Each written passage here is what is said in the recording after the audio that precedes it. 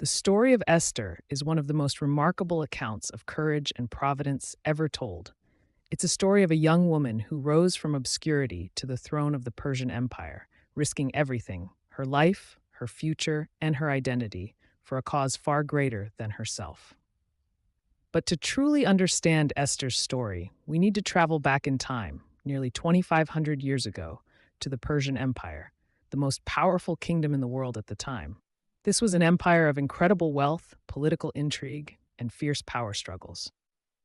The Persian Empire under King Xerxes stretched from India to Ethiopia, encompassing millions of people from diverse cultures, languages, and religions. But amidst this vast kingdom, there was one small, exiled group: the Jewish people. Displaced from their homeland of Israel, they lived as foreigners under Persian rule, clinging to their traditions and faith. Our story begins in the city of Susa, the royal capital of Persia, during a grand banquet hosted by King Xerxes.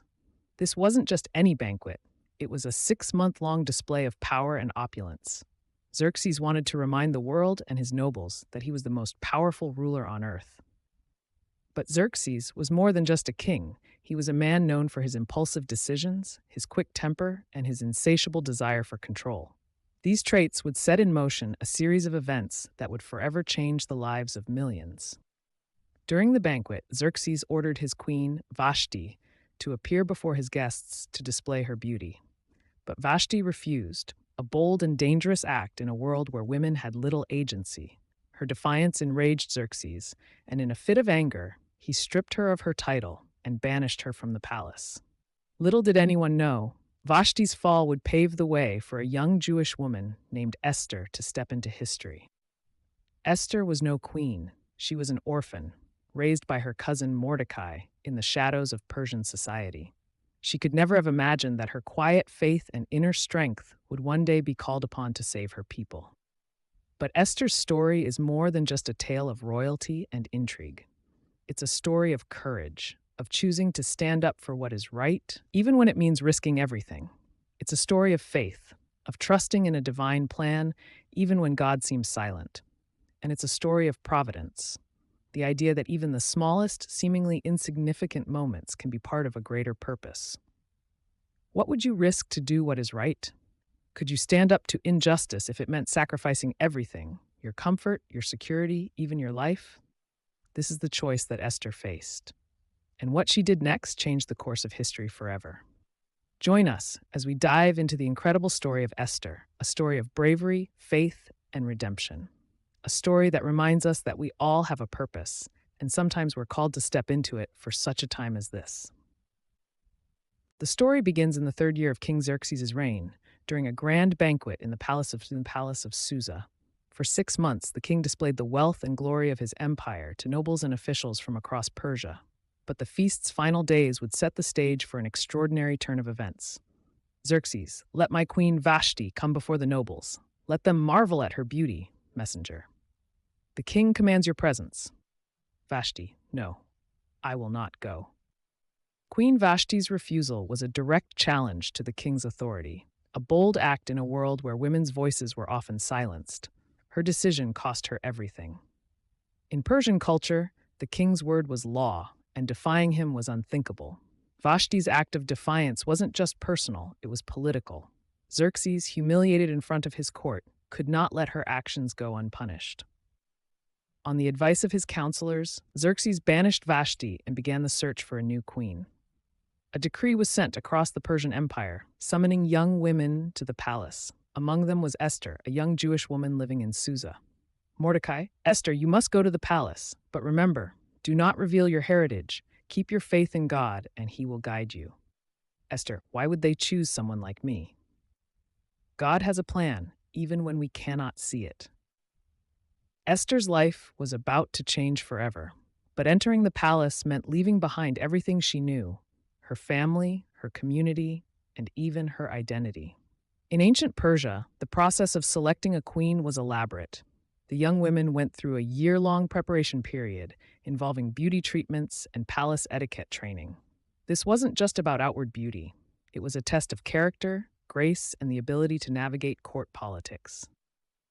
Hey guy, you are Esther? Come, let me show you your quarters. You will find everything you need here." From the moment Esther arrived, she found favor with Haggai. He provided her with the best food, the finest beauty treatments, and even moved her to the best place in the harem. For 12 months, Esther underwent a rigorous process of preparation. 6 months of treatments with oil of myrrh, followed by 6 months of perfumes and cosmetics. But Esther's beauty was more than skin deep. Her humility, kindness, and quiet strength set her apart. Esther's journey reminds us that true beauty is not just about appearance, it's about character. Even in the palace, Esther remained humble, trusting in God's unseen plan. After months of preparation, it was time for each young woman to be presented to the king. When Esther's turn came, her grace and beauty captivated Xerxes. Xerxes, she is the one. Esther was crowned queen of Persia, but her journey was far from over. She kept her Jewish identity a secret, as Mordecai had instructed her. Little did she know, her hidden identity would soon become the key to saving her people. Esther's rise to the throne was no accident. Even though God's name is never mentioned in the book of Esther, his presence is felt throughout. This part of her story reminds us that we are often placed in positions of influence for a purpose greater than ourselves. Esther's journey to the throne was only the beginning. Soon, she would face a choice that would test her faith and courage like never before. The fate of her people hung in the balance. Haman, the son of Hammedatha the Agagite, rose to become the second most powerful man in the Persian Empire. He was ambitious, cunning, and deeply prideful, but his hatred for one man would lead to a plot that threatened an entire people. To understand Haman's deep hatred for the Jews, we must look at his ancestry. Haman was an Agagite, a descendant of King Agag of the Amalekites, an ancient enemy of Israel. This hostility had simmered for generations, and for Haman, it became deeply personal. Mordecai standing firm in the marketplace as Haman rides through on horseback. Everyone else bows low, but Mordecai refuses, his expression resolute. Official to Mordecai, "Why do you disobey the king's command? Bow to Haman." Mordecai, "I bow only to the God of Israel." Mordecai's refusal to bow was not just a personal act of defiance. It was a statement of faith, a declaration that he would not compromise his devotion to God, even at great personal risk. Haman's pride could not tolerate such disrespect. His anger toward Mordecai quickly turned into hatred for all the Jewish people. Haman went to visit King Xerxes. "Haman, there is a certain people scattered among your provinces. They keep themselves separate, their laws are different, and they do not obey your commands. It is not in your best interest to tolerate them. What do you suggest?" Haman, "Let a decree be issued to destroy them, and I will pay 10,000 talents of silver into the royal treasury." Haman's words were laced with half-truths and exaggerations, designed to play on the king's fears of rebellion. Xerxes, trusting Haman and enticed by the offer of silver, handed him his signet ring, giving Haman the power to enact his deadly plan. The decree ordered that on the 13th day of the month of Adar, all Jews, young and old, men and women, were to be killed and their possessions plundered. The Jewish people faced complete annihilation. While Haman celebrated his success, the Jewish people mourned. Mordecai tore his clothes, put on sackcloth, and cried out in the streets, drawing the attention of the palace. When Esther learned of Mordecai's distress, she sent a messenger to find out what had happened. Mordecai's response revealed the dire situation. Mordecai's message: "Do not think that because you are in the king's palace, you will escape. If you remain silent, relief and deliverance will come from another place, but you and your family will perish. And who knows, perhaps you have come to your royal position for such a time as this." Mordecai's words carried a powerful challenge to Esther. He reminded her that her position as queen was not just a privilege, it was a responsibility, perhaps even a divine calling. Esther's message: "Go, gather all the Jews in Susa, fast for me for 3 days. I and my attendants will do the same. After that, I will go to the king, even though it is against the law. And if I perish, I perish." Haman's plot was in motion, and the fate of the Jewish people hung in the balance. But Esther's decision to act would soon set the stage for one of the most dramatic turnarounds in history. Haman's story is one of pride, hatred, and unchecked ambition, but Esther's response shows us the power of courage and faith in the face of impossible odds. After 3 days of fasting and prayer, Esther prepared to take the greatest risk of her life. Approaching the king without being summoned was punishable by death unless the king extended his scepter. Even as queen, Esther was not exempt from this law. Esther, Lord, give me strength. I do this not for myself, but for my people. As Esther approached the throne, the weight of her decision was clear. Every step she took was a step of faith, knowing that her life could end in an instant. What is it, Queen Esther? What is your request? Even up to half the kingdom, it will be given to you. The king extended his golden scepter to Esther, sparing her life. But Esther, wise and cautious, did not reveal her true purpose just yet. Esther, if it pleases the king, let the king and Haman come today to a banquet I have prepared. Esther's request seemed simple, a private banquet with the king and Haman, but behind her invitation was a carefully crafted plan to expose Haman's plot. During the banquet, the king again asked Esther what her request was, promising to grant her anything she desired. Xerxes, Queen Esther, tell me what you want, up to half the kingdom, and it will be yours. Esther, if it pleases the king, come with Haman to another banquet tomorrow. There, I will answer the king's question. Esther's delay added to the suspense. She was waiting for the perfect moment to reveal her true purpose. Haman leaves the banquet, his face glowing with pride. He returns home to his wife and friends. Haman, Queen Esther invited only me and the king to her banquet. Tomorrow I will dine with them again. Truly, there is no one more honored than I.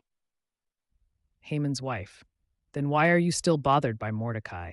Build a gallows 50 cubits high and ask the king to hang him. Then you will enjoy the banquet in peace. Haman's pride blinded him to the danger ahead. That night, he ordered a gallows to be built, confident that Mordecai's days were numbered. Meanwhile, the king was restless. To pass the night, he ordered the royal chronicles to be read aloud. Chronicler: Mordecai exposed a plot to assassinate the king. His actions saved your life, Your Majesty. What honor has been given to Mordecai for this? None, Your Majesty. The king decided that Mordecai must be honored, setting the stage for Haman's humiliation. The next morning, Haman enters the court to ask for Mordecai's execution, unaware of the king's plans. Xerxes: What should be done for the man the king delights to honor? Haman: Let him wear a royal robe, ride the king's horse, and be paraded through the city. Excellent. Go at once and do this for Mordecai the Jew. Haman, mortified, leads Mordecai through the streets, announcing his honor. Then Haman attends the second banquet of Queen Esther.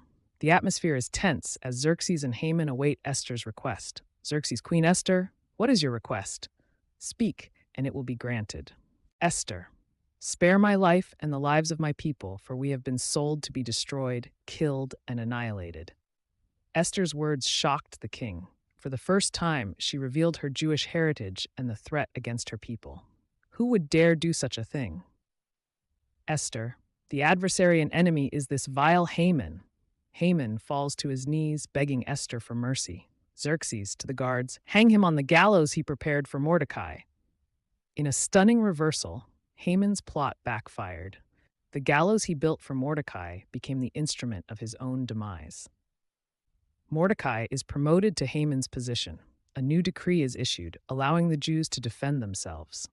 The Jews rallied together, defeating their enemies. The day meant for their destruction became a day of triumph, and it was declared a celebration for generations to come, Purim.